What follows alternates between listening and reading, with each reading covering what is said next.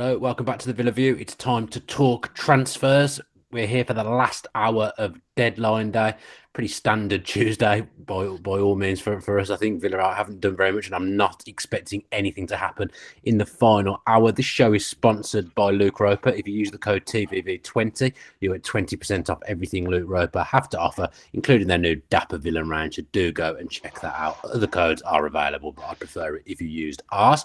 I'm joined by Omar and Neil to see out the last hour. We've just done a Twitter Spaces with Ty, so apologies if you are joining fresh from that. You're probably going to hear a few things that you've already heard from us, but if you weren't on the Twitter Space, then you're going to hear some new information. How are we both? Good, mate. Yeah, all good. Yeah, the world. Yeah, Omar, we did one of these in the summer, in the last hour, and I really can't remember what we would have possibly spoken about, because like this, absolutely nothing happened. I think we talked absolute nonsense for an hour from memory. Potentially, that's what's going to happen here. It was enjoyable, though. It was enjoyable. Yeah, I'm delirious at this point. I've had so little sleep. It's not even funny, but it doesn't look like Villa are going to do anything. There's going to be no panic buys. There's going to be no buys of any sort. It's been a window really where it feels like Villa have kind of got their house in order in terms of Emery's been a little bit ruthless in getting rid of players who he just thinks aren't fit for purpose. So a lot of players have moved out. Only the 2 signings so far, Omar. But overall, are you comfy with the window? Ish. I think I'm a lot more comfortable now with Traore coming back, and I'll explain my reasoning for that. But I think we were talking 24 hours ago, and I'm more disappointed than pleased, I would say, just because I think, for me, I think it's a good opportunity. An opportunity that I didn't think we'd have, obviously, when Gerald was here and when he left. The fact that we've won 5 games out of 7, the fact that we've got, apart from Man City and Arsenal, got a really good run of games on the horizon that we can pick up quite a few points and try and push ourselves up the table.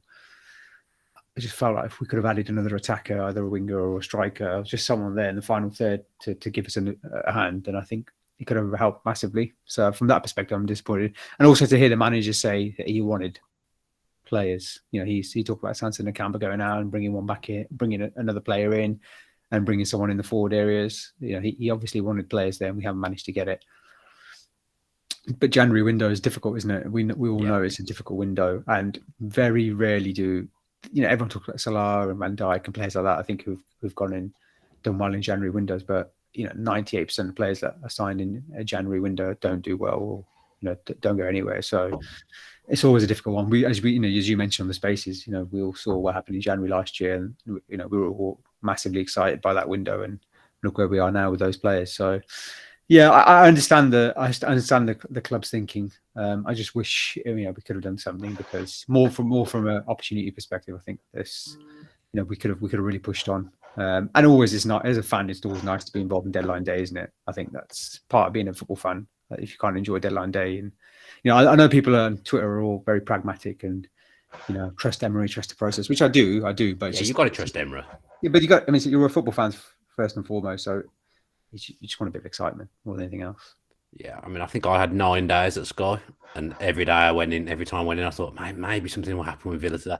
Literally, I think I've spent about 30 seconds talking about Villa across the 9 days I was there. So Neil, I walked in this morning, and one of the first things I was told when I walked in at 6 a.m. was there was going to be a reporter at the training ground, at Villa's training ground today, but in the end we decided not to send one. I think we must have been the only club without anyone from Sky who was actually there today. So that probably told us at the start of the day that Villa weren't going to be particularly active. But I think it's key to say here, from what I've been told, if Emery had found a forward or a winger that he'd wanted that was gettable, the money would have been there. We would have actioned that. We would have done it. Obviously, he hasn't found anyone that he was comfortable with bringing in January, and has preferred to wait for the summer and maybe get a player that isn't available now, that is more his type of player in the summer, not just get someone for the sake of it, to be a body, to fill a position that's a problem for us. He'd rather wait till the summer and get someone in who he's comfortable with, that he wants to work with. So in a way, it's not very exciting to say, but I'm kind of content with that. I'm like Omar. I think Traore coming back, people forget that he did have a good record in that lockdown season. He's frustrating. I'm not going to try and argue that for 1 second. And I think him and Bailey on the pitch at certain times could be one of the most frustrating things we see ever as Villa fans, with the way they operate. But so that is we said we wanted to sign a winger. We haven't done that. but we have brought a kind of winger / forward player back into the fold when he's fit again. So from that point of view, I'm reasonably happy with that today. Yeah, I agree. And as I said in the spaces, I think if you go by, so a lot of people are saying we're threadbare, and I think striker, yes. I there's no way of dressing up the pig here when you say that, Watkins gets injured, you're relying on a 19-year-old guy who's come in, who's only had half a season, who's only had one season in the MLS. And look, that is not ideal. It certainly isn't. You're then going down to the likes of Brad Young. Obviously you're going to have Bailey. So to bring in Bertrand Traors in there, somebody who's played up front for Ajax, played up front for Lyon, and has played and knows the club. He's not going to be coming in here wondering who he's going to be working with. There's going to be people in the back room that he's going to know. He's going to know all the players there as well. So I think when it transpired maybe that player X or player Y wasn't going to be coming from that striking point of view, bringing back Bertrand Traors was obviously probably plan C, D, E, F, or G. I don't know, but to bring him in there makes a small bit of sense. Now, kind of just getting back to what you said there, like they've brought Ken Kessler-Hayden hasn't gone out on loan again. So he's going to be with this squad again. Bertrand Traors, Ken Kessler-Hayden, Moreno, and Duran are 4 additions. And as I said in the spaces, you can discount Freddie Guilbert as being a subtraction because he never played and he was never going to play. I think, and I would go so far as to say you could discount Nakamba as being a subtraction because I don't think Emery would have played him in his only as a massive last resort. I can't think of a minute he's played this season. Nakamba. He hasn't. And that is where I'm going to next, Daniel, my friend. That is where I'm going to next. So I saw this great tweet, and I'm sorry to whoever put it out. I cannot quote you because for some strange reason, in the screenshot, I cut off your name. So I do apologize. But I saw this tweet, and it says, excluding Ings, we've offloaded players with a cumulative 347 minutes out of 9,000 minutes this season. And if you include Nakamba, it would be 347 minutes out of 10,800 available minutes. That equates to 3.21% of the amount of minutes that we've played.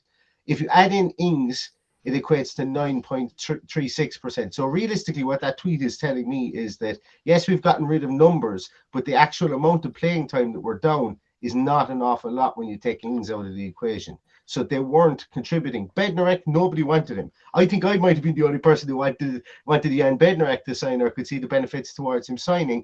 He never got a look in because we never got those injuries that we thought might have happened in the centre-half position. He came in as cover for Diego Carlos. Looks like Carlos will be back mid-February, maybe end of February, so he's no longer needed. Got no minutes. Sanson got a few minutes, but realistically speaking, he wasn't going to be in people's thoughts. And then, as we say, Nakamba and Guilbert were 2 people that weren't going to be there either. Cameron Archer, I have no problem with Cameron Archer going out on loan, even though we're lacking a striker, because he's going to do untold damage in the championship if last weekend is anything to go by. Yeah. So that's worth more to us to have him getting game time than being here just in case we get an injury.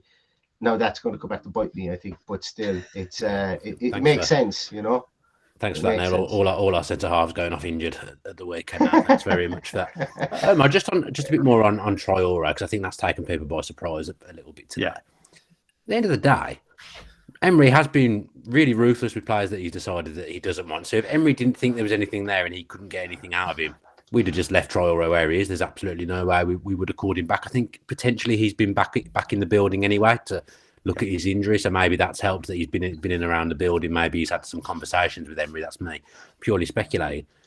He cost us £20 million.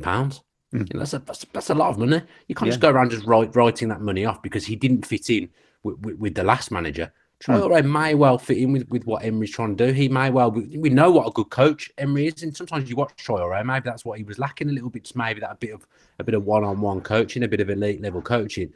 We've seen already the improvement in the players that are already there. There's no reason why Traoré won't improve. And as I mentioned before, his output actually in that one season, in the lockdown season, was pretty good. Yeah, I'm a big Traoré fan. I've always have been. I think he was unfairly treated and sidelined by Gerrard just because he didn't fit his system. And he gets criticism because of 2 things: inconsistency and work rate. I think the inconsistency point is a moot point because £20 million winger is always going to be inconsistent. I just, unless you, the most consistent wingers are worth 80 to 100 million pounds because they produce week in, week out and play for the top elite clubs. Anyone else is always going to have bad games. And in a position where you're asking a player to take a man on, to produce a moment of magic, to, have skill, to have pace, there's always going to be. It's not like midfield where you have to recycle the ball and make a tackle. It's a higher skill level in that respect, a different skill level, but a higher skill level to take a man on with pace or trickery. So there's always going to be games where it doesn't work out. We've seen with Bailey. But the most important thing for a winger for me is how good they are in sort of the build up of the play, but also their output. And I think Traoré, we've seen time and time again that he can hold on to the ball and he can help build the play up. He comes into the central positions quite often, and he's a big lad. He's strong. He'll play up top, I think. Yeah. I think that's right. I think he's a Leon Bailey alternative for me.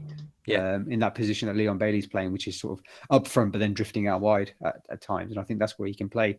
And he's played as Neil mentioned, he's played up front. He started playing up front before really, and has done well there. I think he did well there under Ajax, especially. And he scored 7 goals, 6 assists. I think it was in that season, something like that. If you said to a Villa fan now, we're going to be buying a player who who got 7 goals, 6 assists 2 years ago, but then has had a bad injury record and then is working his way back. Most Villa fans would be thinking on the upside of that and thinking, well, this guy could maybe rekindle that form and come back. But the fact is, Bertrand Traoré, people see it differently, but he's never going to be. I don't think he's going to be a starter. He's going to be an option from the bench, and an option we haven't had. We've had no width on the bench. Coutinho, I think, has worked hard, as we've talked about before on the podcast, but he's still struggling for those goal contributions. So, and he's not a winger. Buendia's not really a winger, although he can play from the right. Having Traoré gives us that option and gives someone else to play up front or out wide if we need to. So I think it's a bit of a no-brainer, really. Something I didn't think about before it happened.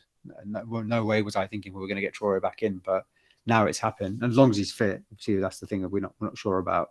Then I think it's a smart move. If we can't find anyone, we can't bring anyone in, then I think it's a sensible move, definitely.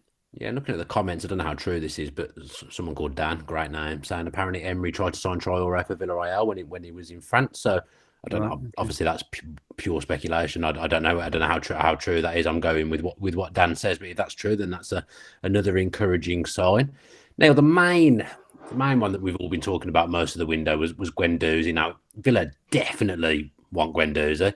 Perhaps he's too expensive for January, and an inflated fee, as often happens with players in January. A player that Emery's worked with before, as I've said, it sounds like Emery's happy to wait till the summer to shape the squad a little bit more in terms of incomings and get in the players that he thinks are top quality and are really going to be able to deal with the way he works and improve the side.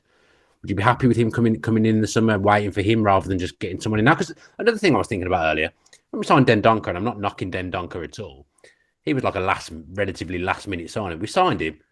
Manager didn't have any need for him in what he was trying to do. Gerard Dendoncker came in. It was like you forgot he was there because he was just simply never used. He was like a last minute cover panic buy at the time, and he's had some good games for us, Dendoncker, since Gerard's left. That's what happens if you don't get a player in that the manager wants.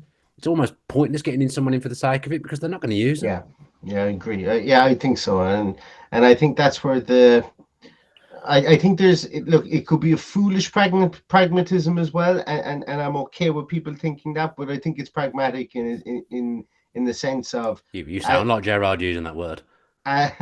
Oh no, that's harsh. That was Gerard's favourite word. He used pragmatic all the time. Only after we drew with Man City, then he's tried pragmatic. To say it every week. You used his other buzz term as well. I heard you say moment of magic earlier on in the show. Did I? One of you said moment of magic. I think that was me. The Steve and Gerard buzz terms have come out in this podcast so far. Oh my god! Yeah, the ghost of transfer windows past.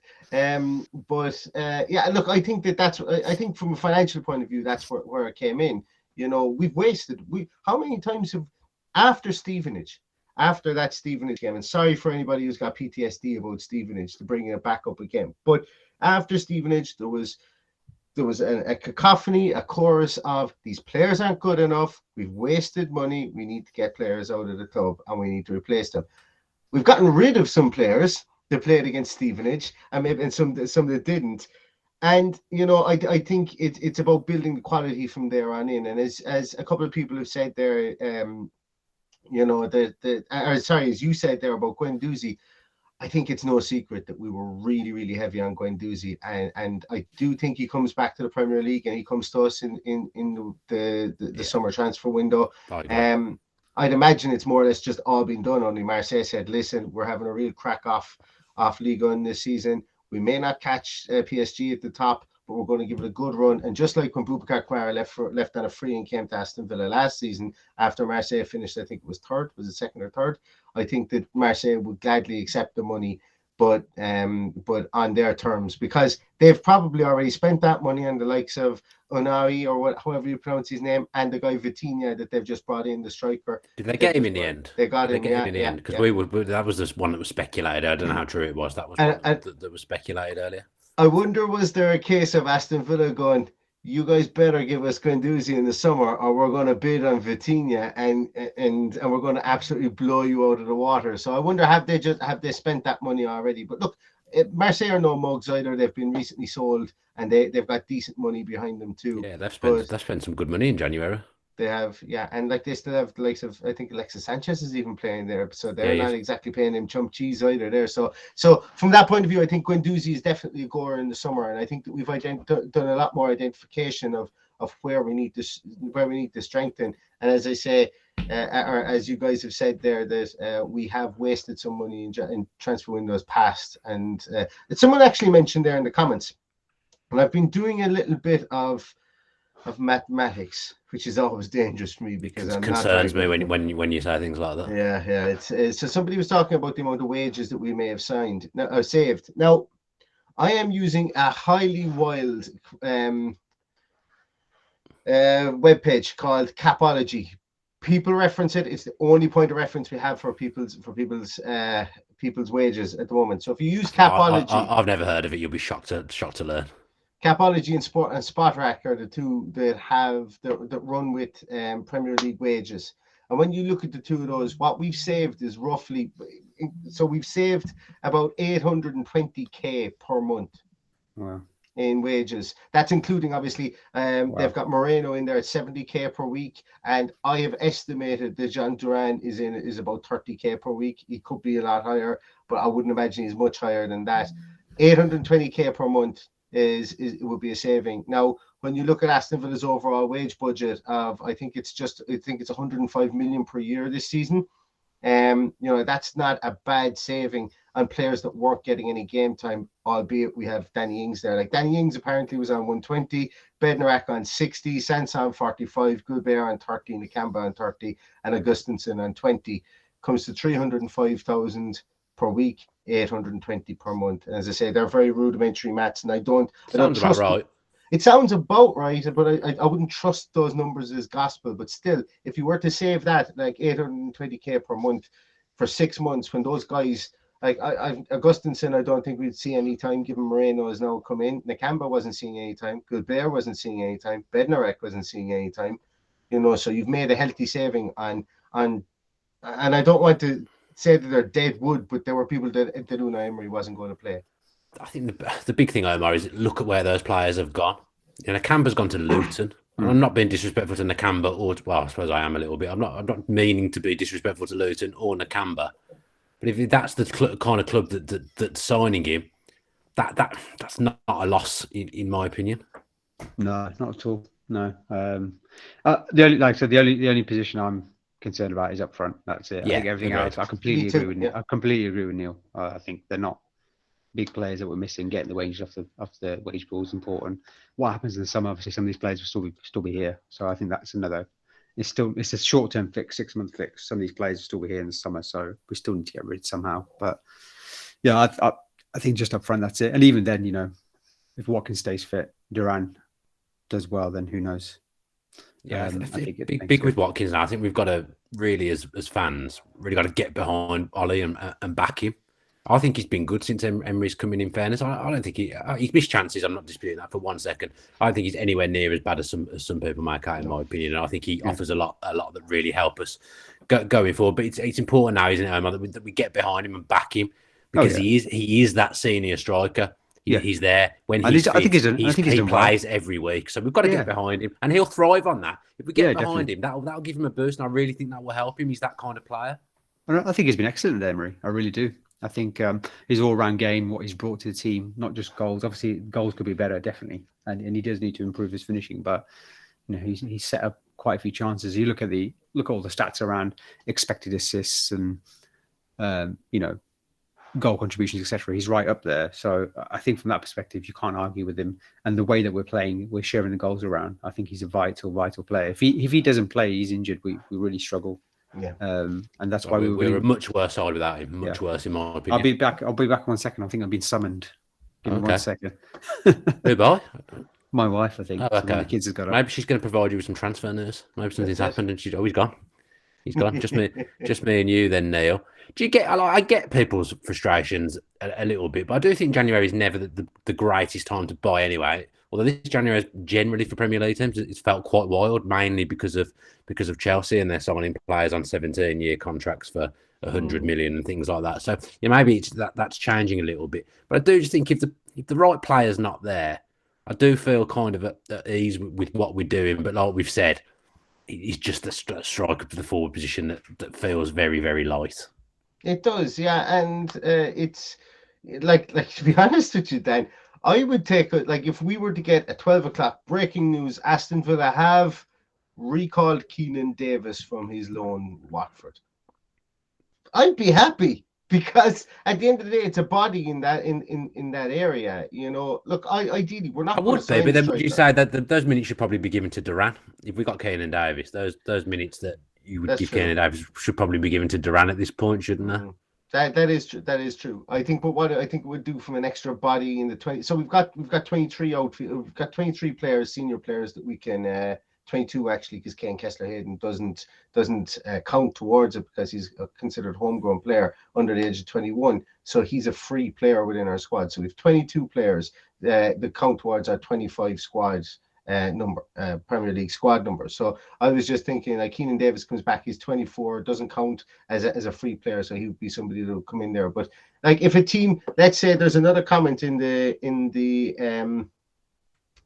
comments there that says, let's say Leon rip up Moussa Dembele's contract, can we sign him? Yes, we can. We can sign any player outside of as long as his contract is I think it's as long as his contract is torn up before. Today, it would have to be before the deadline, I believe. Before the deadline, and he becomes a free agent, you could sign him outside the free agent. They literally he's one that feels a little bit like a missed opportunity to me because he's a good forward player. He's a good striker. Dembele kind of fits. He's always struck me as someone who'd be a good Premier League striker. Yeah. Well, I suppose Edouard's the same, a little bit the same. Obviously, he's come from Celtic as well at Palace, and he's not really hit the heights that I maybe thought he would. But do you know what I mean? Like those two players, you always thought. They'll come to the Premier League and do well. I was surprised when Dembele went to Leon. He's done it in a top league as well. I know Edouard did it in Celtic and Dembele did it at Celtic, but Dembele's gone to Leon and done well. Had maybe 18 good months, and then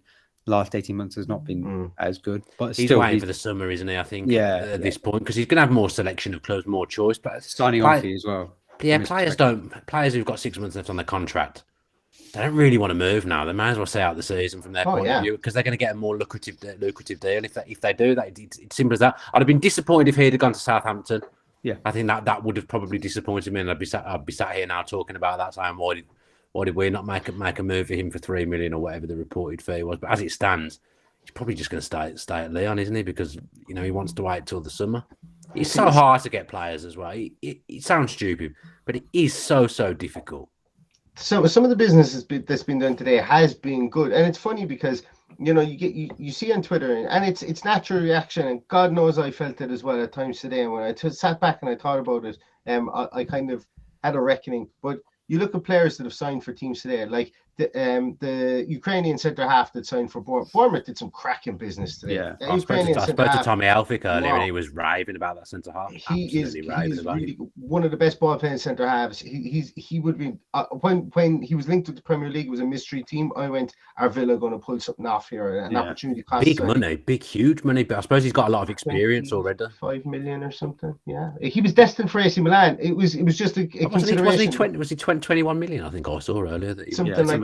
Yeah, 21 million. Yeah. Sorry, I thought you said 5. I thought you said 5 million. It must have cut out. I was going to say it's a lot more than that. It was a lot more than that. And then they signed a guy called Bertrand Traors as well from Sassuolo, who's a decent player. But you also have Southampton, who signed Suleiman, is that his name, from Rennes? I think he's a decent player. And they signed they signed a guy that when he gives up football will be signed by the WWF to go wrestling, or WWE to go wrestling. That guy from Ghent, the Nigerian guy, he's about 6'8" or 6'9", and I know the one you mean. I've got his name. I know exactly who you mean. He's 16 goals in 18 games. I just don't know will he be able to move in the Premier League. That's my biggest thing with him. But look, so there's been business done, but a lot of people have said, look, other teams. They're risks, though.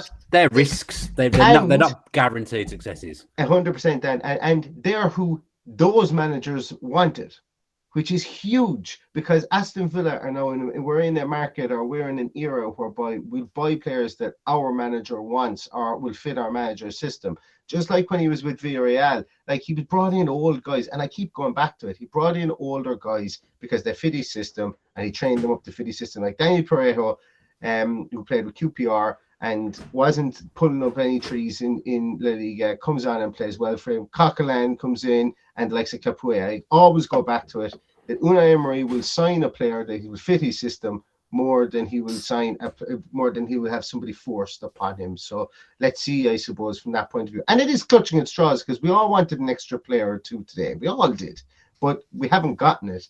And I suppose we kind of have to search for the reasons why. And I think that's very much one of them. I really don't want someone for the sake of it, though. I've got a thing about this. Just, when I kind of understand it, Rob, but back the first season, back in the Premier League, I know this story is true because it came from a player, and it's probably not the player that everyone thinks that it's going to be. So Villa were getting Silimani from Monaco, I think he was at the time. That was happening. It was all going through. At the last minute, the player pulled the plug, said, "I don't fancy it, actually. I'll stay where I am." So last second, Villa was scrambling around because they knew they needed a striker, because at the time they didn't really have one. We'd signed Samatta by this point, but we were very light. I think El Ghazi had been playing up top on his own in a few games, so we needed a striker. So we panicked and we bought in Borja Baston, and it's a complete waste of time. Yeah, he didn't cost a fortune, but we wasted the goal against Spurs. He did something, didn't he? Yeah. So it was just a complete waste of a signing. We needn't have done it, but because our deal that we were definitely doing failed at the last second, we panicked. I don't want us to be doing that. Back then, we were like, we're on our way down here, so I can kind of understand it. We're not in that position at the moment where I feel like we need to panic. We're not in a relegation dogfight. I still. Europe is possible mathematically, but I just don't think we're there. I really don't think that we're there as a club. I think if we qualify for Europe now, I'd say. I mean, we've won 5. Be a year too soon, in my opinion. We've won 5 out of 7, and we're top of the league out of the last 7 games. Any other season, you'd be like, oh well, that'll propel you up the table, and we've just we're still not in the top half after that. So for us to think about. And this is me sort of looking at the other side of it, to win another 5 games out of 7 games would be really, really difficult. It'd be almost impossible. And that's probably the only way we're ever going to get near the European spots, given what the other teams are doing. Because teams like Brentford and Fulham, Brighton, they just keep on winning when we win. So it's a really difficult, really tough league this year. So I do get that point that. Yeah, from my point of view, I was thinking, it's an opportunity. We can get into Europe. We can do something here. It's a bit like the lockdown season when Grealish got injured. I was thinking, make a signing or two, and try and that was the perfect opportunity to try and push on. I'm thinking the same thing here, but at the same time, I think it's going to be almost impossible to get to those top 7 places, given that Chelsea and Liverpool will potentially occupy one of those 2 places or both of those places as well. The other thing you've got to remember at the moment is that Villa have had a disastrous 12 months with Gerrard. Absolute disaster for a variety of reasons. So, one, getting rid of him that would have cost the club money that wasn't really accounted for. They'll have had to have paid, I'm assuming, a relatively hefty sum to get Emery out of his contract at Villarreal, because I'm imagining that wasn't completely cheap. Gerrard, I'm not exaggerating here, the amount of staff that man brought to the football club was like nothing I have ever seen in my life. So a lot of those people have gone. They'll have had to have been paid off. So there is a lot of money that's gone out in the last 3-4 months because of a huge mistake in hiring him in the first place. I say a huge mistake in hiring him in the first place.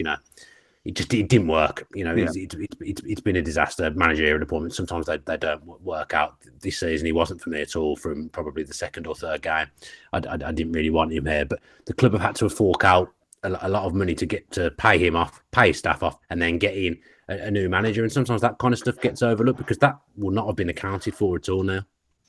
No, absolutely not. Now, and it's an interesting one. I don't know whether it counts towards financial fair play because it's not actually playing staff. Is it something like the lines of stadium upgrades and stuff like that don't count towards it? But that's a conversation. We come to you for these kind of mathematics. I do not have the answer. I can't remember what the situation is there. But anyway, regardless of that, it's still huge money. That somebody has to pay for it. And the staff situation was out of control. It was genuinely huge. Yeah, it was absolutely huge. There was people analysing the analysts. From what I heard, like there was actual quality control on the analysts that were coming in, and then when you look at it, and you're going, "We play exactly the same way every week. There's no in-game changes. What are these guys doing? Like, if there's quality control, they're overplayed. God. So there was an awful lot of that as well. And Unai Emery's come in, and yes, he does have his trusted lieutenants, but and he will probably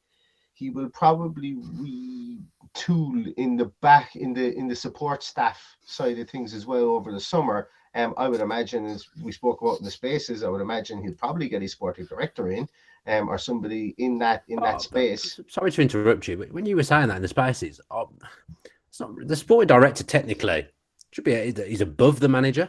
So it sounds to me it's weird when I'm not having a go at you.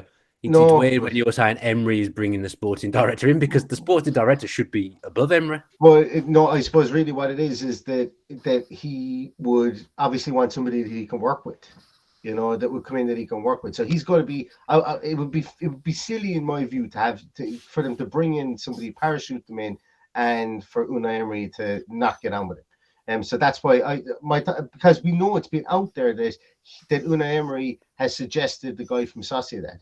To come in, and that was just my thought process on it. So I would imagine he's been consulted with this because maybe it's something that he said. He goes, I want to work with a sporting director. I want to work with a traditional director of football, maybe not like a Johan Lange that has a different it's very data led under Lange, very, very data led. Yeah, and I think you think it could be a case where this guy comes in and works and Johan Lange stays.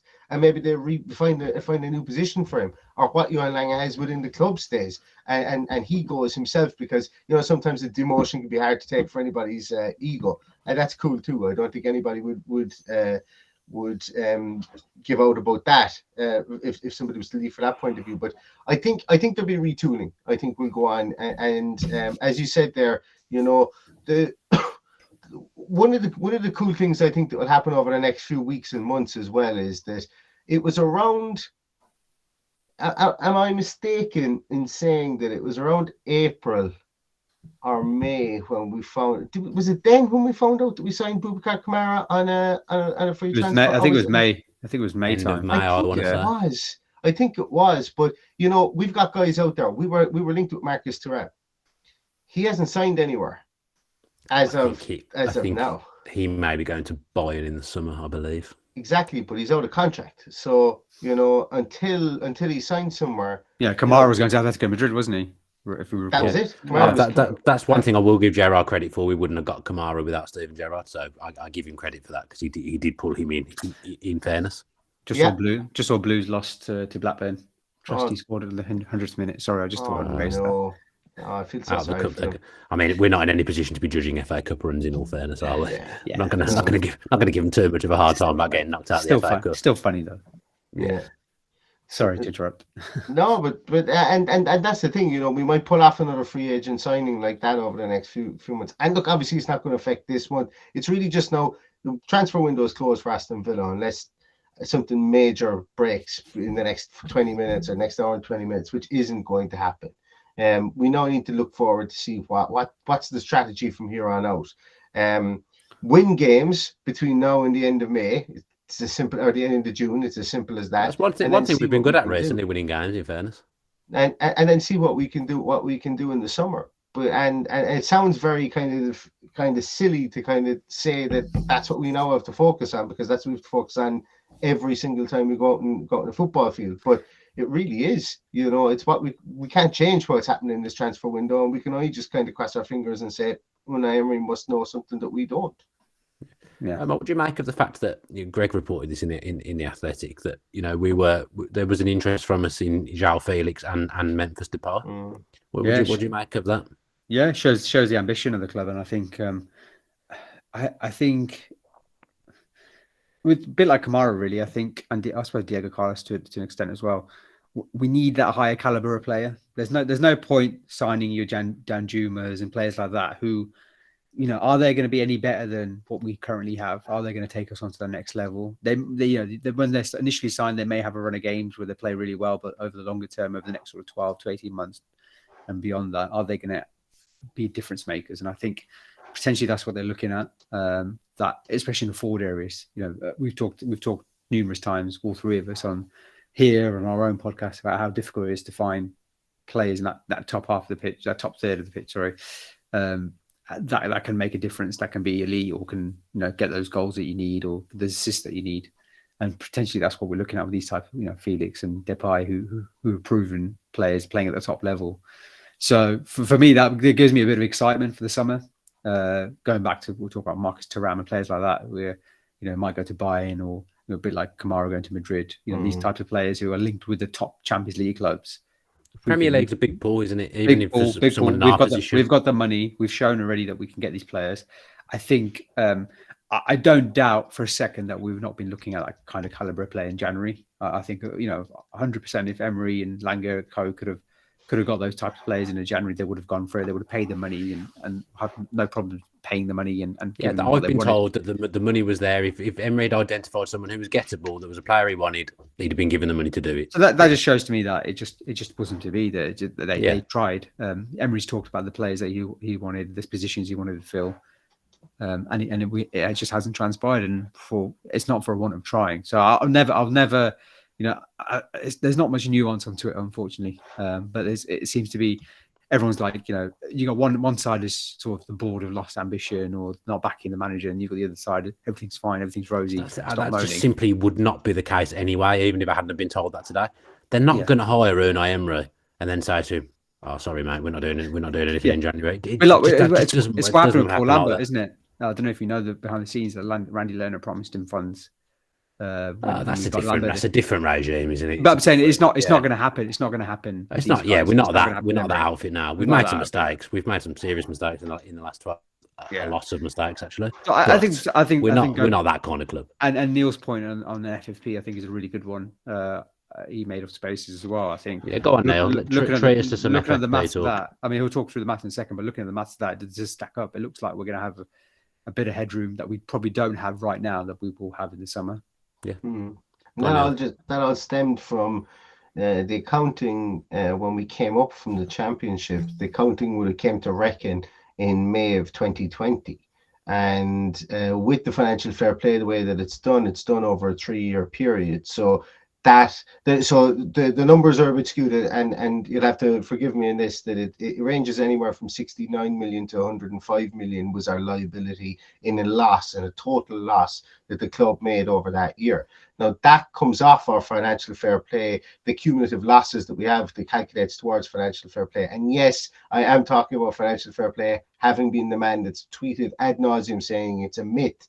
But if you are going to play by the rules of financial fair play, specifically within the first 3 years of your reporting when you're in the Premier League, which I think you have to, I think there's actually a rule that says you have to do that so that you aren't relying on parachute payments when you go down. anyway, the long and the short of it is now we're in 2023. From May the 31st, that 105 million or 69 million, depending on how it's accounted for, falls off our financial fair play liability, and that then becomes, as Omar said, it becomes headroom. It becomes an ability for us to spend more above our means then again. So if we were to start spending that now in January, and it's not anything to do with the highly inflated, it potentially isn't anything to do with the highly inflated prices that you have in January, but it may be that we just didn't have that headroom space to get a lot of players in, and we just decided, you know what, we'll just wait until the summer and we'll spend like drunken sailors on shore leave. And I think that that will never come out. We will never know if that's the situation, but I suppose what would be interesting to look at is if we did have a set of accounts, or when the next set of accounts come out, or if there is another fans consultation group, that a question like that could be asked, because I think that's the only way we would ever get any information. But it's worth considering. There was one last week, wasn't there? I think consultation. Yeah, I think it was, but I don't know whether much information's come out from it yet. Apart from the sponsor, which I'm sure we can discuss, which is controversial. But I was just on the FFP. I think the other factor is not only that 69 million or 100 million, whatever you want to call it, falling away, but also I think obviously last year Jack Grealish transfer. I know we spent a lot of the cash, but in terms of profit and loss, if you amortize it over the number of years of the contracts that we've had, and Danny Ings is pretty much break even now, I think selling him 50 million given his contract length, then we've you know, and then this year as well, that which will come into it, which is pretty much break even, then we're going to have a fair chunk of headroom really, once that 69 million falls off, as sort of Neil's talked about. So it gives us a bit of flexibility to flex our muscles, financial muscles, that maybe other clubs might not have as well. And with wealthy owners that we have at the moment, I'm not saying that we can go and do a Todd Bowley at Chelsea, but with that headroom, as I say, and after, I don't fully understand it, but Christian Purslow was pretty bullish on Bournemouth. When we first came into the Premier League, he said Bournemouth can outspend us like exponentially, because they've been in the Premier League, they've facilitated those parachute payment rules that they would have in there, and they can go on, they can blow 21 million on Dominic Solanke and 25 million on Jordan Ibe and whoever else, you know. Jordan Ibe, yeah, absolute quality players, as we know, went on to do fantastic things with their career so far. But like that's the kind of caliber of you know, if Bournemouth with only 16,000 stadium can go away and blow that money in the Premier League. Is it that big? I didn't even think it was that big. It might even be. I thought it was like 9, isn't it 9,000 or something? No, it's about 15, 16,000. Is it? I thought it was 9 for some reason. Don't know where I got that from. Nice people, but poor ground. Yeah, never a Premier League club. But anyway, Lewis Charwood said something 11,379 is what the I said 9. Or maybe I thought it was 15, 16. Fair enough. I wasn't far off. That is 11,000. It's tiny. Lewis Charwood just said something here which I would like to discuss. He says, I don't get the constant links with central midfielders, considering we have Ramsey, McGinn, Kamara, Louise, Dendoncker and a rogue with them. Surely that's one position we don't need to sign anyone. I think on the face of it, that's probably true, but because of the way Emery plays and the way his system works, looking at that list, you've obviously got Kamara, Louise and Dendoncker, who are purely central midfielders. And the likes of McGinn and Ramsey, they're actually more likely to play as wide players in the Emery system. So I think when we're looking at Guendouzi and saying that we would like him, if Guendouzi comes, I don't think he breaks up the Kamara and Louise partnership. He probably plays on the right hand side, basically. I would say in the Emery system, doesn't he? And then if anything happens to Louise or Kamara, he drops in and someone else comes in and plays on the right flank. So on the face of it, yes, we are well set in midfield. But Guendouzi, just for the way he plays the game and the way Emery lines up, that would have suited us, wouldn't it? Yeah, he definitely plays in that right inside. That's where he's found that magic touch for Marseille. That's what's got him into the French team. That's what's playing to his skills. His skill set under Jorge Sampaoli when he was there at Marseille as well. And it's a mistake. I'm blanking on who the coach is there, but it is it's where he's found his form again. So I think that's for sure where he would play. And it's an interesting one because the man that he names there at the very end, Erogbinum, as well. Like if he keeps on playing the way he's playing for QPR, and there's no guarantee that Unai Emery sees what we all see in him, specifically within the English game. But if he keeps on playing the way that he's playing for QPR, he has to come in here, and we have to probably look at maybe going, hey, Leo Dendoncker, I know you're only in the door with us and you're an international player, but you're free to leave.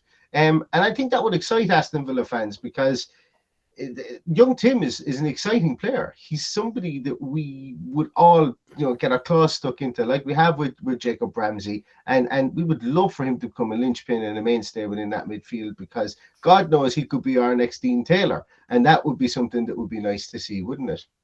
Yeah, we'd all love to see an Ian Taylor in there. Obviously, my favourite ever player that's put on the shirt for Aston Villa. And I can't remember whether I've told this story on this podcast before. I potentially have, but I'll tell it again anyway. When I was doing some work for the Premier League and I was sat with Chris Brunt had worked with the Robenham, and he said absolutely no doubt in his mind he's going to go on and be a real top player. So, he's doing well at QPR. QPR have fallen off the cliff a little bit since our former assistant manager, Neil Critchley, went in there. They've not been as successful since Burr left and Critchley took over. I don't know what their fascination is with hiring Villa assistant managers. I don't know who the next one would be. I can't think of any other Villa assistant managers. But yeah, they seem to have a fascination with getting ex-Villa assistant manager. Even John Gregory managed QPR for a bit, and he was assistant manager at Villa for a bit as well. So yeah, they love a Villa assistant. Maybe Dino will go there. Yeah, interesting to see what happens with him. Obviously, out of work. And Aaron Ramsey's interesting today. Him going to Middlesbrough. I thought he was injured, wasn't he? Injured? Yeah, he was injured, but I don't think I think because we called him back, I think people assumed it was a bad one. But from what I heard, it wasn't. But they've pulled him out of Norwich. I think if Dean Smith had stayed at Norwich, he'd probably still be there. I was thinking it was retribution. Pulled him out.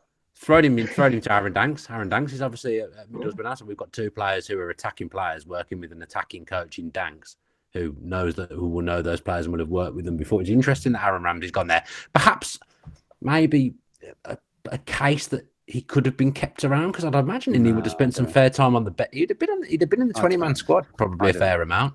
Yeah, it probably would have been in the squad, but I don't think he would have added much at this stage of his career, in my opinion. I don't think. I watched him quite a bit at Norwich because Dino and him, and he definitely contributed and did well, and he had a run of games where he assisted and scored a couple of goals. But I think overall his general play, he struggled quite a lot, especially with the physicality at times. So I just don't know if he would have been. You never know. I can't never say never, but I think it's better for him to go out on loan, play under a Middlesbrough team who are doing well. They're on the rise. Cameron Archer had a fantastic performance. Man of the match. Man of the match. And them two playing together, it would only help us in the future as well. If those two players ever get into the team in the future in our first team, and the fact they play together in Middlesbrough will help us. And if they have good 6 months now, then I think it's better that they were out playing regular games than being on the bench for us, I think.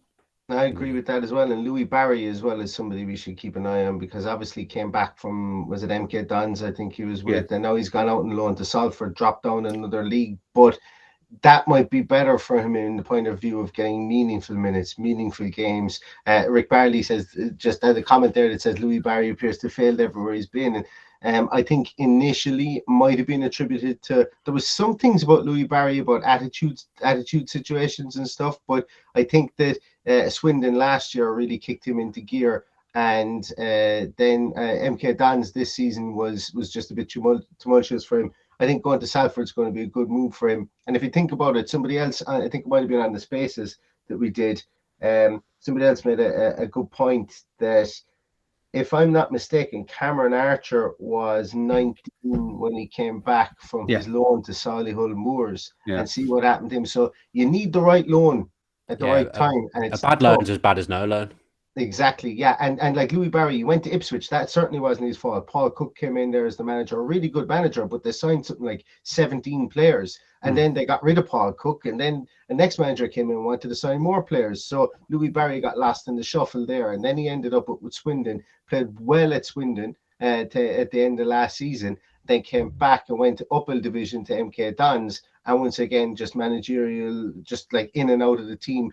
Played quite a few. He has quite a few appearances for them, but it's I suppose it's meaningful minutes and being played in the right system for him. I think is what he needs. And look, Salford should be a good test for him, and we should really see what if he doesn't tear up trees at Salford, can we really start blaming the management or the system he's been put into again? It would be the next fourth time at getting him alone, and if he's failed at getting him alone for the fourth time, maybe it's Villa head neck we need to look at from that point of view. But no, as I say, Louis Barry, I hope he tears it up for Salford and comes back, because there is a player in there somewhere, because we've seen him do it.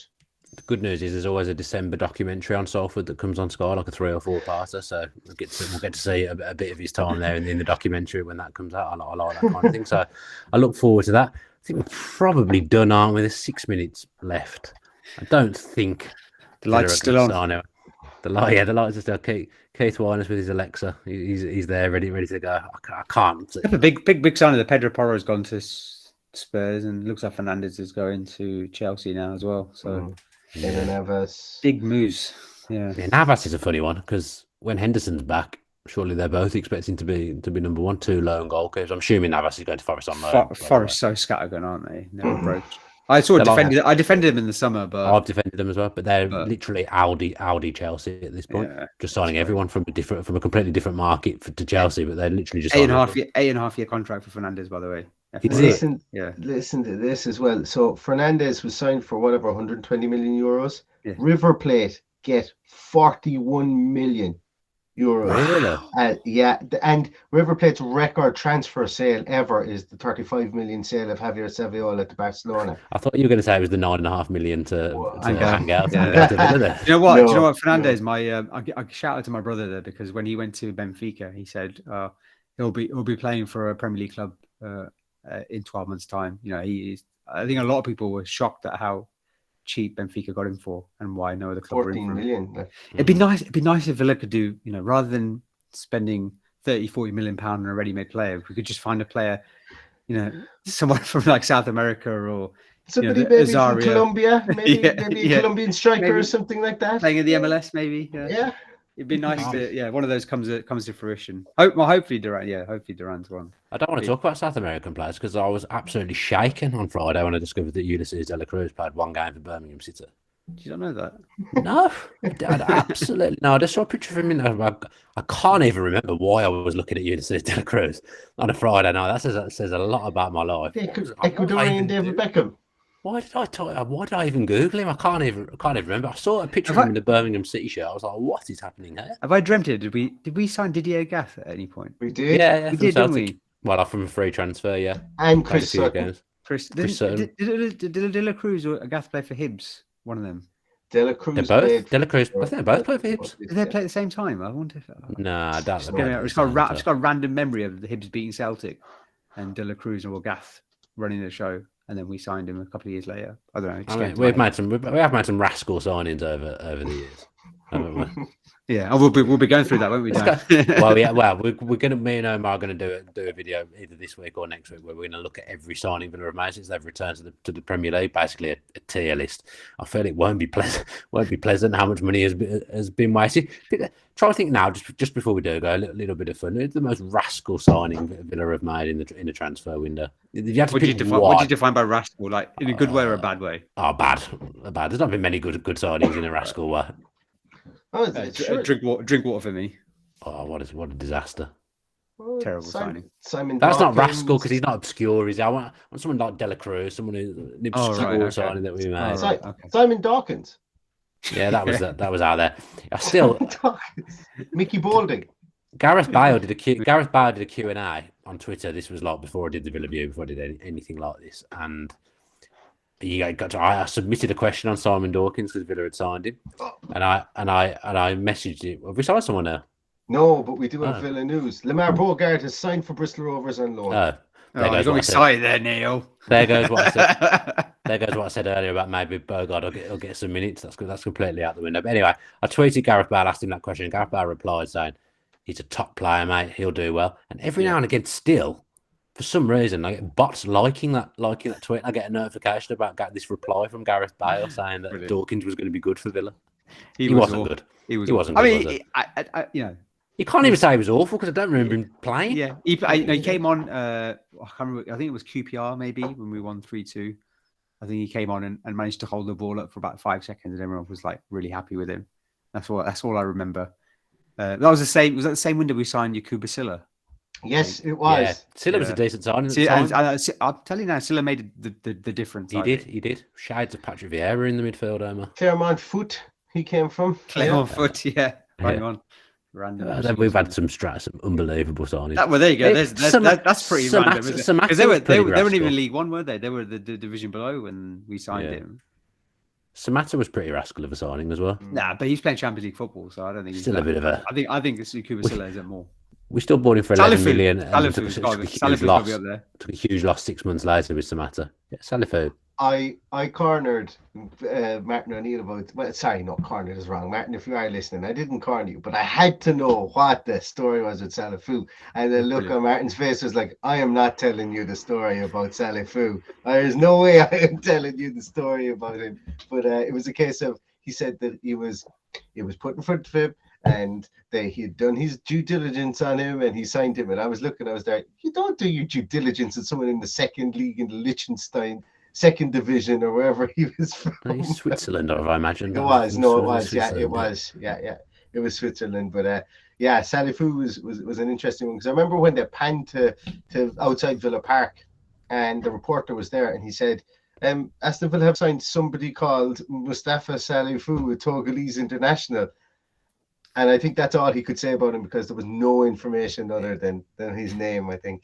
Yeah, brilliant chant. That's all I remember Salifu for. Brilliant chant. I think now we're talking about Salifu, it's definitely time to go 11 o'clock on a Tuesday night. So thank you for joining us this deadline day. We've managed to do an hour. I'm not sure how we've managed to do that, but we have. So thanks for tuning in. There's 587 of you here at the moment. We're hoping that Villa were going to sign someone. Obviously, that hasn't happened. But as I said earlier, the day got off to a bad start when I arrived at Sky, and they said they weren't sending a reporter to Bodymore Heath. That told me at the start of the day, Villa aren't going to do anything. So it's not been a surprise. But here we go. We've discussed it.